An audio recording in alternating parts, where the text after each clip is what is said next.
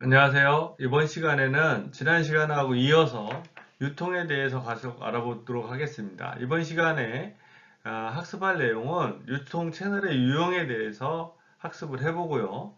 학습 목표는 여러분들이 이 수업을 듣고 나면은 유통의 유형을 다른 분들한테 설명할 수 있다를 학습 목표로 하고 있습니다.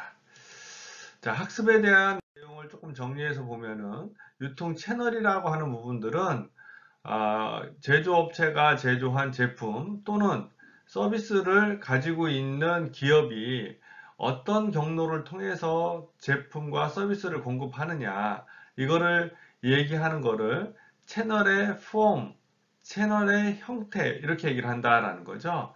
그래서 채널의 형태는 크게 두 가지로 나누어집니다. 하나는 채널의 레벨이 있다, 이렇게 얘기를 하는 거죠. 그래서 그 채널의 레벨이 몇 단계로 설정이 되느냐에 따라서 채널을 통해서 나가는 단계에 대한 구분이 이루어지는 거죠.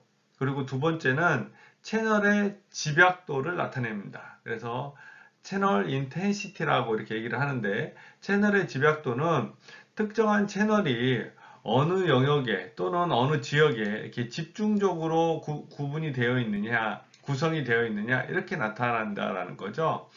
예를 들면은 서울에서 비즈니스를 하는 또는 서울에서 제품을 생산하는 기업인 경우에는 지방에 채널을 구축해야 되죠. 그 채널을 구축할 때 경상도 지방에는 영업 본부를 둘 거냐, 아니면은 영업 부서를 둘 거냐, 아니면은 영업 조직원을 둘 거냐, 뭐 이런 것들을 결정하는 거를 채널의 수준이다, 이렇게 얘기를 한다라는 거죠.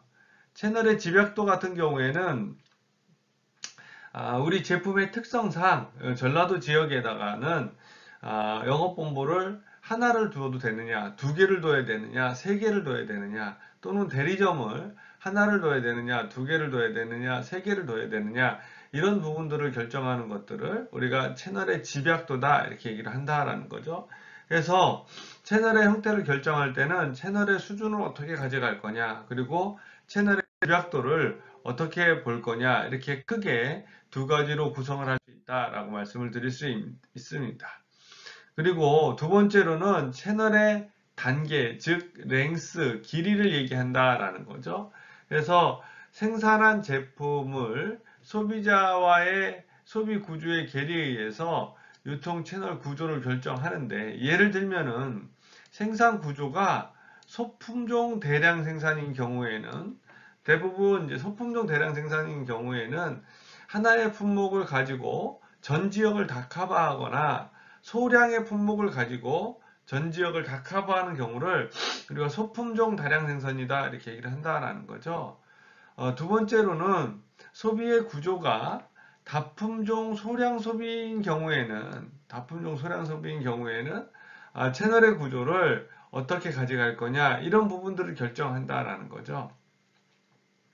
대부분 소품종 대량 생산을 하는 기업 같은 경우에는 전국에 아주 조밀하게 유통망을 구축하지는 않는다라는 거죠. 그래서 그 각각의 지역에 있는 대형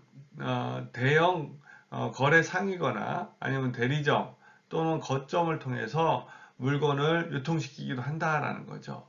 근데 소비가, 아니면 우리가 만드는 제품이 다품종 소량 소비를 하는 제품이다라고 하면은 채널의 단계를 아주 여러 단계를 거쳐서 엔드 유저한테까지 부분적인 것들이 다 전달될 수 있도록 하는 것들이 필요하다, 이렇게 얘기를 하는 거죠.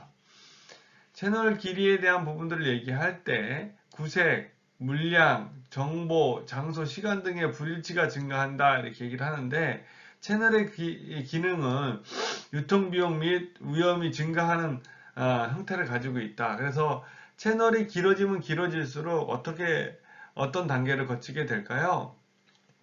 예를 들면은 산지에서 생산되는 농산물이 한 단위당 100원이다, 이렇게 얘기를 한다면은 그게 소비자한테 바로 전달이 된다라고 하면은 생산 단위에 생산하는 데 들어가는 판매하는 데 들어가는 마진을 붙여서 뭐 100원짜리를 110원에 판매한다 이렇게 되겠죠.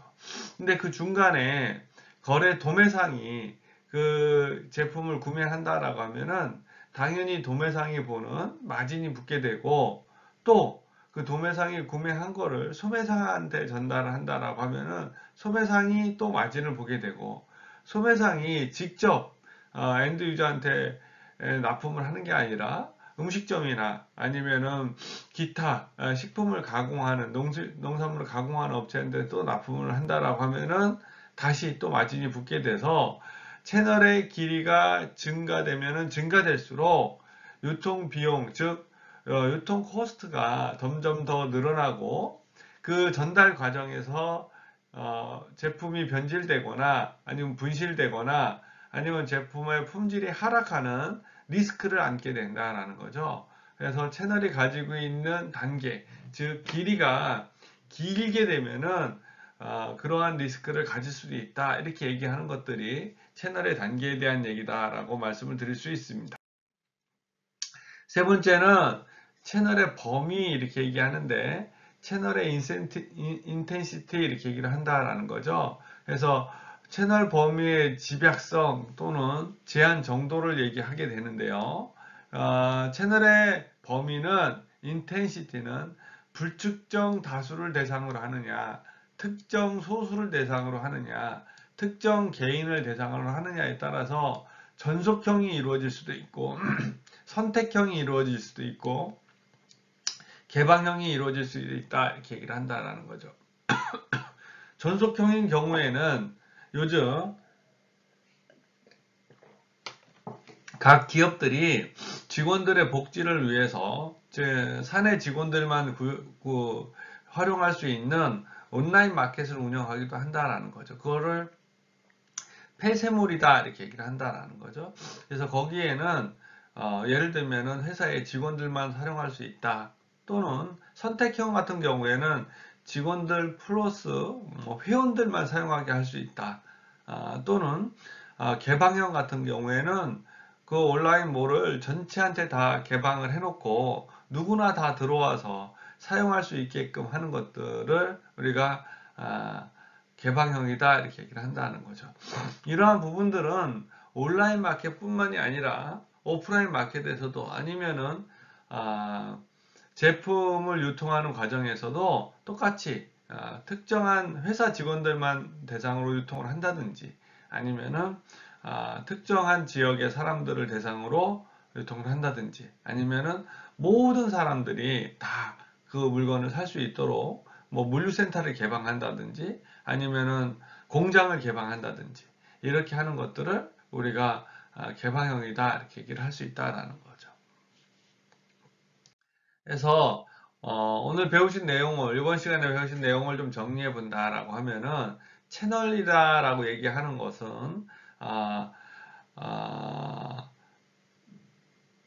불특정 다수를 대상으로 하느냐, 아니면은 특정인을 대상으로 하느냐, 아니면은 그 단계를 길게 하느냐, 아니면 좁게 하느냐, 그런 부분에 의해서 채널의 길이나 아니면은 채널의 집약도가 결정이 된다, 이렇게 말씀을 드렸습니다.